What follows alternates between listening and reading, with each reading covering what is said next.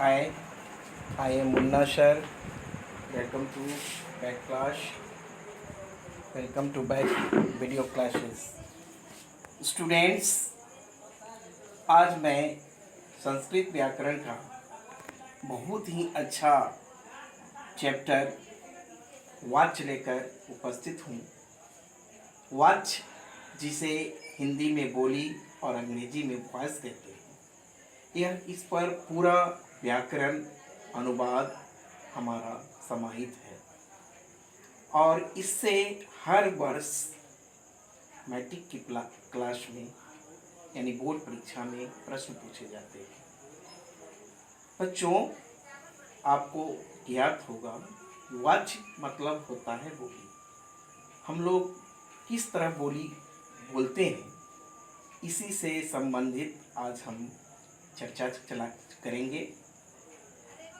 वाच्य के 3 काइंड्स हैं, यानी संस्कृत में वाच्य को 3 भागों में बांटा गया है: कर्तृवाच्य, क्रमवाच्य और भाववाच्य। जैसा कि नाम से ही पता चल रहा है कि कर्तृवाच्य जो पहला टॉपिक है, कर्तृवाच्य वाच्य का काइंड्स, इसमें कर्ता की प्रधानता होती है, यानी मेन रूप से कर्ता इसमें मेन प्रधान हो जाता है और कर्म इसमें द्वितीय विभक्ति लगती है, अर्थात क्रिया जिसके द्वारा किया जाए वह आपका कर्तृवाच्य। दूसरा कर्मवाच्य। इस वाच्य में कर्ता की प्रधानता नहीं होती है, अर्थात कर्म की प्रधानता होती है और इसमें कर्म जो है प्रथमा विभक्ति के रूप में प्रयुक्त होता है और कर्ता तृतीय विभक्ति के। कहने का तात्पर्य यह है कि क्रिया कर्म के अनुसार चलती है इसमें। और तीसरा जो है वह भाववाच्य है। इसमें न तो कर्ता प्रधान होता है और न ही कर्म, यानी इसमें भाव की प्रधानता होती है। बच्चों, जैसा कि हम जानते हैं कि प्रश्न जो होता है कर्तृवाच्य, उसको कर्मवाच्य में बदला जाता है। जैसे एक्टिव वॉइस को हम लोग पैसिव वॉइस में बदलते हैं, उसी तरह कर्तृवाच्य से कर्मवाच्य में। लेकिन इसके पहले बदलने के पहले हम इसकी विशेषताओं को जानेंगे कि कर्तृवाच्य में क्या क्या प्रधान है। कर्तृवाच्य में मुख्य रूप से प्रथमा विभक्ति होती है और क्रिया जो होती है वह कर्ता के अनुसार चलता है। जैसे राम पुस्तकम पठति, यानी राम क्या पढ़ता है? पुस्तक पढ़ता है, यानी पढ़ने की क्रिया राम के द्वारा हो रही है। इसलिए मुख्य रूप से कर्तृवाच्य में कर्ता ही प्रधान होता है। कर्ता के बिना कर्तृवाच्य की क्रिया नहीं माना जा सकता, यानी इसकी कल्पना कोरी है। दूसरा कर्मवाच्य। इसमें कर्म प्रथमा विभक्ति में प्रयुक्त होता है और कर्ता तृतीया विभक्ति में, और क्रिया जो होती है वह कर्म के अनुसार चलती है। जैसे रामः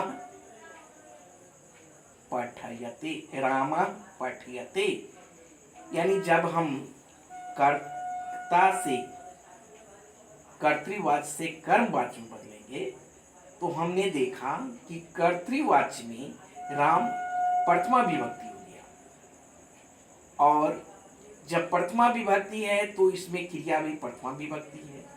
लेकिन कर्मवाच्य में इसमें कर्म प्रथम विभक्ति हो जाएगा और कर्ता जो होगा वह तृतीय विभक्ति होगा और क्रिया जो होगा वह कर्म के अनुसार चलेगा। इसलिए रामा, राम के तृतीय विभक्ति रामा यहाँ पढ़ती है तो पठ्यते हो जाएगा। इस तरह कर्तृवाच्य से कर्मवाच्य। तो इसके लिए मेन रूप से हमको, यदि हम कर्तृवाच्य से कर्मवाचक करते हैं तो कर्तृवाच्य में प्रथमा विभक्ति, कर्म द्वितीया विभक्ति और क्रिया कर्ता के अनुसार होगी, जबकि कर्मवाच्य में कर्म प्रथमा विभक्ति, कर्ता तृतीया विभक्ति और क्रिया जो होगी वह कर्म के अनुसार होगी। परंतु भाववाच्य में न तो यह कर्ता के अनुसार होगा और न कर्म के अनुसार। तो सबसे पहले हम लोग कर्तृवाच्य से कर्मवाच्य के बदलने के नियम को हम समझेंगे। जैसे प्रथम हम लोग पुरुष पढ़े हैं, प्रथम पुरुष, मध्यम पुरुष और उत्तम पुरुष। तो प्रथम पुरुष में अगर कर्मवाच्य बदलना है तो प्रथमा विभक्ति पठ्यते, द्वितीया पठेत और बहुवचन पठियते। इसी तरह मध्यम पुरुष एक वचन में पठ्यसे, द्विवचन में पठ्यते, बहुवचन में पठ्यधवे। उत्तम पुरुष में प्रथम विभक्ति पठ्यते, द्वितीया द्विवचन में, उत्तम पुरुष द्विवचन में पठ्यावहे और बहुवचन में पठ्यामहे होगा। एक एग्जाम्पल के द्वारा हम लोग इसको समझें। जैसे छात्रः पुस्तकं पठति, एक कर्तृवाच्य है। तो इसमें ध्यान देना है कि कर्तृवाच्य में कर्ता जो है प्रथमा विभक्ति में होगा और कर्म जो है द्वितीय विभक्ति में होगा, लेकिन क्रिया जो होगा वह प्रथमा विभक्ति के अनुसार होगा। इसलिए एक छात्रः पुस्तकं पठति कर्तृवाच्य हुआ, लेकिन यही अगर हम इसको क्रमवाच्य बदलते हैं तो यहाँ छात्र जो प्रथमा विभक्ति है उसकी तृतीय विभक्ति में छात्रेन हो जाएगा। पुस्तकम कोई बदलाव नहीं, इसलिए पुस्तकं रहेगा और क्रिया भी आपको तृतीय विभक्ति के अनुसार बदलेगा, यानी पठ्यते, अर्थात छात्रेन पुस्तकं पठ्यते।